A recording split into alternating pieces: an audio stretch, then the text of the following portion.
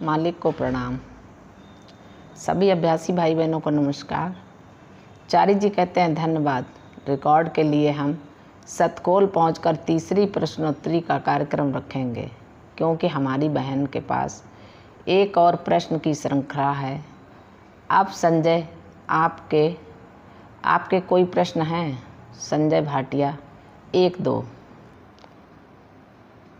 चारी जी कहते हैं हाँ। प्रश्न है, जिस बात पर चर्चा हो रही थी उसी से संबंधित एक छोटा प्रश्न। आपने दिव्य प्रकाश के बारे में कुछ कहा था। हम कल्पना करते हैं कि दिव्य प्रकाश है और फिर उसकी खोज करते हैं। चारी जी कहते हैं हम इसकी खोज नहीं करते। मैंने कहा, ध्यान की विधि द्वारा अगर तुम समर्पित हो, नियमानुसार नियमित रूप से जैसा बताया गया है वैसा अपने चरित्र को परम रहस्य के प्रकटन की उपस्थिति का सामना करने के लिए ढालते हो, तो अवश्य हम उस प्रकाश को देखेंगे। लेकिन यह या वह प्रकाश नहीं, हम इसे ज़रूर देखेंगे। दुर्भाग्यवश इसका वर्णन नहीं किया जा सकता। ईश्वरीय प्रकाश है। प्रश्न है, क्या वह एक अनुभूति है? चारी जी कहते हैं मैं नहीं जानता कि वह एक अनुभूति है या दृश्य या क्या है। मैंने इसका अनुभव किया है और यह प्रकाश है। यह विचित्र है। जब मैं विवेकानंद की किताबें पढ़ता हूँ, वे अपने आध्यात्मिक जीवन में एक विशेष अवस्था के बारे में बताते हैं कि उन्हें वातावरण में प्रकाश के कण दिखाई देते थे, जिन्हें विज्ञान की भाषा में फोन्टास कहते हैं। बाबूजी के साथ मेरा अभ्यास आरंभ होने के 6 महीने बाद मैं जब सो रहा था तब हर कहीं प्रकाश देख सकता था। ध्यान शुरू करने के 3 महीने बाद मैंने समाधि का अनुभव किया और वह समाधि अत्यंत शक्तिशाली थी। एक अन्य अवसर पर एक शुक्रवार की सुबह उन्होंने हमें सेटिंग दी, जैसे मैंने बताया था, जिसने मुझे सुला दिया था। शुक्रवार के 11 बजे शाहजहाँपुर में बाबूजी के घर के आश्रम में अपने बिस्तर पर सोने गया। सोमवार के दिन दोपहर के भोजन के समय उठा। मैं मुंह धोकर दोपहर भोजन के लिए ये सोचकर गया कि अब भी शुक्रवार ही है।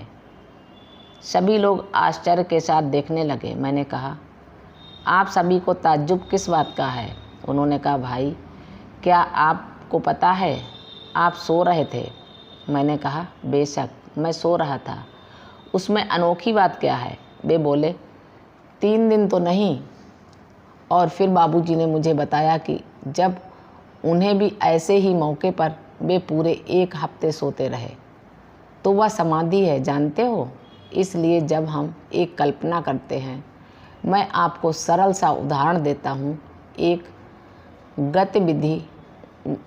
एक गणितीय समीकरण में आप कहते हैं माना कि इसका उत्तर x है।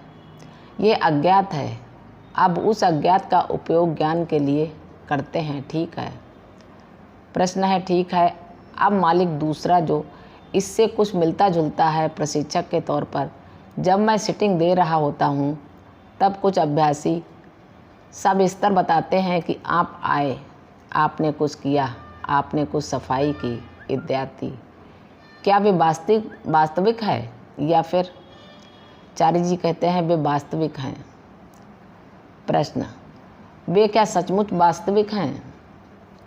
चारी जी कहते हैं वे अत्यंत वास्तविक है, आप शायद नहीं देख सकते। प्रश्न है, एक प्रशिक्षक के तौर पर लेकिन अभ्यासी उसका विवरण कर रहा है। चारी जी कहते हैं कभी एक प्रशिक्षक श्री शेषाद्री हुआ करते थे।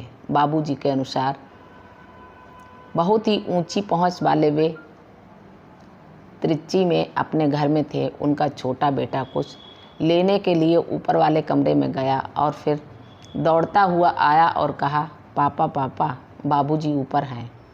लेकिन उनके पहुंचने से पहले इशारा करते हैं कि वहाँ कोई नहीं था।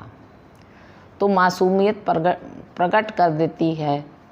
और जब हम कहते हैं कि हम ध्यान द्वारा वह बनते हैं जो हमें बनना है या जो हमें बनना चाहिए था, वही मासूमियत है। सम आदि की मौलिक स्थिति मासूमियत है। पाप और पुण्य, बुराई और अच्छाई, इनका पता ही नहीं चल रहता।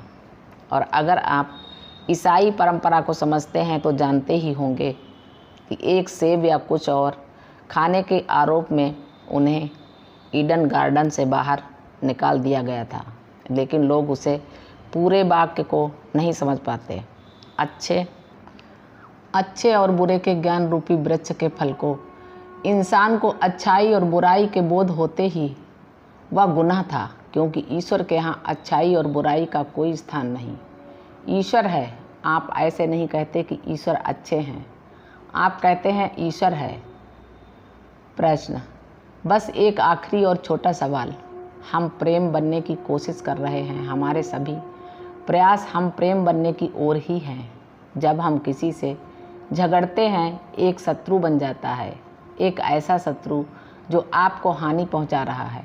क्या हमें उस व्यक्ति के विरुद्ध कुछ करना चाहिए या हम प्रेम करना जारी रखें? चारी जी कहते हैं, ये उस पर निर्भर करता है आप जिस हालत में आप हैं। शुरुआत में आपसे कार्यवाही अपेक्षित है।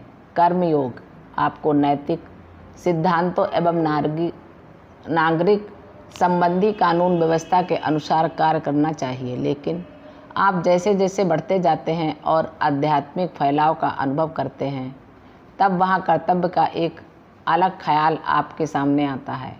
यह कर्तव्य क्या होता है? दूसरों के लिए प्रार्थना करना होता है। आप उसको सुधारने की तुलना में बहुत ज़्यादा प्राप्त करते हैं। एक बच्चे को भी अगर आप सुधारने की कोशिश करें तो वह नहीं मानता। आप केवल उसका ध्यान दूसरी ओर कर दीजिए और जब वह जवान हो जाए तब आप प्रार्थना कीजिए। हमारे पुराणों में ऐसे ही 3 ऋषियों की एक दिलचस्प कहानी है जिन्हें स्वर्गलोक में जाने लायक उच्च स्थिति दे दी गई थी। वे उसी राह पर थे।